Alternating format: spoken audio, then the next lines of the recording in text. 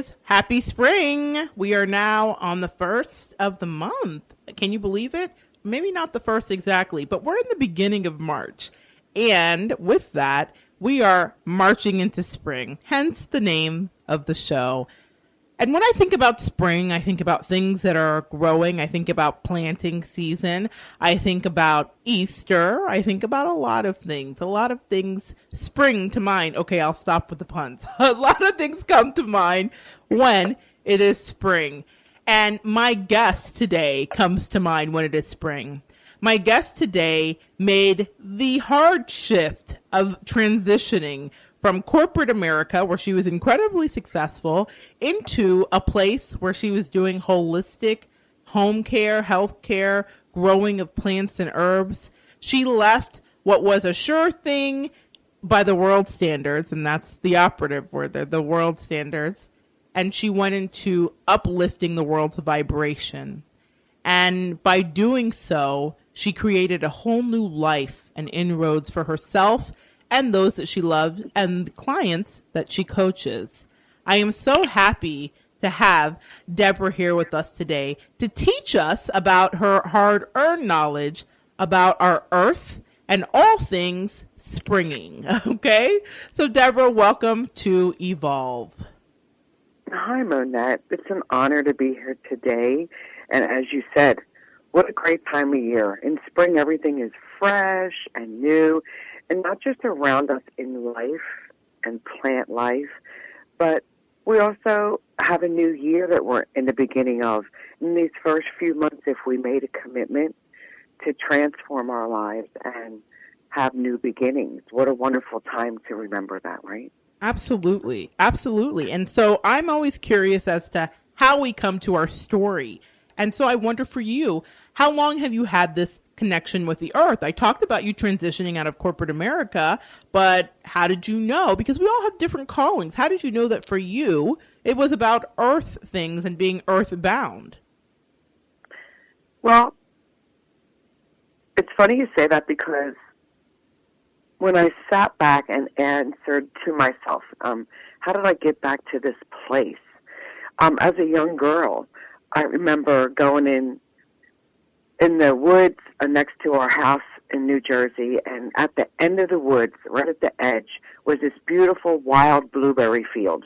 And every spring, my brothers and sisters and I would carry our buckets and tromp to the trail we made through the woods because we loved playing. In the 70s, it was a time when you grew up and you really had fun and you were outdoors and did a lot of things that were not electronic as our children do today. Right. So with that said, we carried the buckets of blueberries, ate half of them along the way. But during that season, some of our fondest memories were going through the woods, bringing back the blueberries, and then helping our parents make those blueberry tarts and muffins and pies, and we watched them cook it and can it and made jelly and jams, and we had blueberries last all year long. And so it was one of the fondest times of my life, and I am so honored that spirit and vibration has reconnected me back to those memories. So that's where it started. I was a 70s kid, right? Absolutely. And in the 70s, like you said, the hands were in the earth and you really knew, you understood where your food came from. It's interesting to me, having worked with kids in culinary programs, that a lot of people have zero idea about not only butchering and planting and picking and growing, but they just think like, oh, this chicken comes from the package at the supermarket, and they're not really in touch with their food. And I think that that's a tragedy, because if you're not in touch with your food, you don't really understand its worth and how to get good and proper things into your body and into your system. So I know that you are a Taurus, so I'm not surprised at all that you really are about this earth work, because Taurus is an earth sign. But how, as an adult, did you begin to reincorporate the earth and earth medicine back into your life? Funny you said that, and it's intuitive that you even mentioned about our kids today. So many times I visit classrooms and I go to even high schools, not just elementary schools, and talk to kids about food and its value and where it comes from.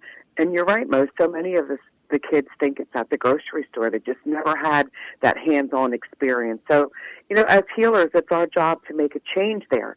And for me, as an adult, I was in corporate America, and after I left corporate America, I knew I had to serve people. So I said, you know what? Let me go into RN school. And so I was 12 credits away from entering RN school. And one of the best experiences I can share with you is I had an anatomy and physiology and a biology teacher who gave us not only a hands-on class, but she would bring in fruit and she would bring in her Vitamix, and we would make all kinds of smoothies, and we got to sample what it was like to live more holistic. And she was a great example to all of us in that classroom, and she made an impact on me. And when I told her I was getting ready to enter RN school, she advised me to research holistic health. She said, did you know that with what's inside your heart and your attraction to earth and to good, clean food and to helping people with their bodies through food, there's actually a great need for healers out here that teach holistic health, that teach medicine through food. And she said, go home tonight before you finish your paperwork for RN school. Go home tonight and just do yourself a favor and look up a holistic health practitioner. I went home that night. I was up, I remember, till 5 in the morning. I couldn't sleep. I was so excited. And I found this amazing school that I could do online and get my degree. In Arizona, it was called the Southwest Institute of Healing Arts. And it's exactly what God intended for me. And I found my home. And then after I got my degree, during that whole process, I learned about exactly that, how food and herbs and all the things that are on the earth were created to heal us and give us balance in our body, in mind, body, and spirit. And so it was absolutely my message from the angels. And I appreciate those teachers so much, because without that direction, I may have never found my purpose. And that's the beauty of an amazing teacher. And it just makes me grateful for all the beautiful people that have spoken into my life. And so, listeners, thank them in your heart if you don't get to thank them in person, because we do have angels drop people in our life, and sometimes they come right in the form of a teacher. So, Deborah, you followed through. You go and you get your degree. What is your degree in from this university? My degree is in transformational psychology. So what does that mean? Well, transformational, meaning we're helping people as a life coach tap into what they think their purpose is. You know, every one of us are so uniquely and beautifully created. And with each one of our DNA, next to that DNA that I know is in the book of life is our purpose. You know, we're all created for a reason. Our spirit lives in this body and uses this body to fulfill that purpose. And so while we're in this temporary temple, if we never discover our purpose, it's quite sad that we don't know how to move forward and really have happiness. And so when I say that to you, it's because of that reason. When you get to that point where you're transforming your life, sometimes you don't know where to begin, or you have fear, or you have unforgiveness, or you have some traumatic events that could have happened in your life. It's very common with our military men and women returning with post-traumatic stress disorder, even young children that may have had any kind of molestation or any kind of trauma in their lives, and they carried it into adulthood. These are the things that can stop any of us from truly finding our purpose. So transformational psychology helps each one of us tap into our psyche and try to discover within us what already was put there from our creation. And I know that you have a minor in something to do with farming. What is that? Absolutely. It's urban farming as well as nutrition coaching. And as a nutritionalist and an urban farmer, I learned the value of what's in the food, you know, nutritionally dense foods versus processed, high-calorie, non-nutrition foods, and what kind of foods support the body and give us a balance in mind, body, and spirit, and then foods that actually help create toxins and promote us to have inflammation leading to disease. And so that's what it's about. It's about learning that gift of food and appreciating that gift of food when you cook your meals and then purposefully eating that meal and giving the gratefulness and the thankfulness for what's here on the earth. Because when you don't eat with purpose, these are the things that can lead to food disorders. Absolutely. And so when you're dealing with this degree, I imagine you're learning a little bit of everything from permaculture to grow boxes to aquaponics. Absolutely, all of it. And, I just wanted to touch something when it comes to the word Ayurveda. Ayurveda is something that's really important for people to understand in the United States, because Western medicine, this is the only country that experiences a kind of health system that does not use the earth per se. So for thousands of years, there's been a medicine. It's a Hindu practice, again, for thousands of years in India and in the Asians, of Ayurveda. And Ayurveda is made up of two Sanskrit words, which means Aryu means life, and Veda, which means the knowledge of. Okay, wait. So Let's stop you there just because I think that's an important thing. So you said Aryu means life and Veda means the knowledge of. Absolutely. So Ayurveda, A-Y-U, that means life. And then Veda is the knowledge of. So when you put it together, the knowledge of life is actually right here on earth through food. Everything that's able to sustain us as a human race and heal our bodies is here.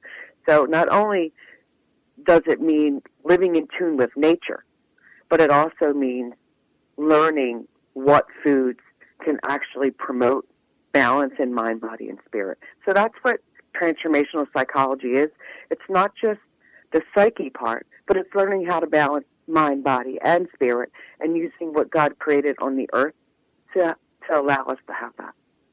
Absolutely, guys. So now you guys know a little bit about Ayurveda. Now, I'd heard that word and used it, and I have a Ayurveda book for dummies at home from that For Dummies series. I had no idea that it meant the knowledge of life, right?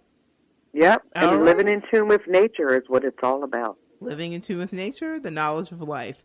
And so you get into this work, and I have to ask you if there was any other circumstance that led you into wanting to find a way to heal your body through food, because you just talked about that and the inflammation that can be as a result, which I have experienced and understand, and I'm learning. The older I get, your body really starts to communicate with you very clearly. You don't get away with what you used to. So what made you, in regards to your body, want to get into this work, Deborah? I'm glad you asked that, Mo. I, too, was a product of an eating disorder. So as a teenager through adolescence, I went from being an average-sized young girl to being obese after I had my children in my 20s. So at the highest point, I was at about 340 pounds. And as a 39-year-old woman, I was pre-diabetic. My body hurt. My joints hurt. And I knew that I was turning to food for comfort. And it came from the different things I went through in my life. And for me, I went through a childhood molestation and never actually dealt with it. And so I used food to fill in those feelings of inadequacy that I never dealt with. I thought I tucked them away. So in 1997, over 300 pounds, I went and had a gastric bypass surgery for weight loss. Okay. So during that process of getting approved, you meet with different nutritionalists, and you deal with the psychology of why you use food for comfort. And it was then that I learned that I was someone that walked around with a food disorder.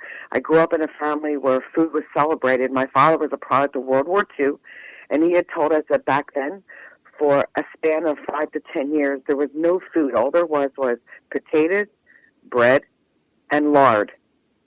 So there was no meat, no fruit, no vegetables. And when my father had a family, his joy was in inviting us to eat a second plate.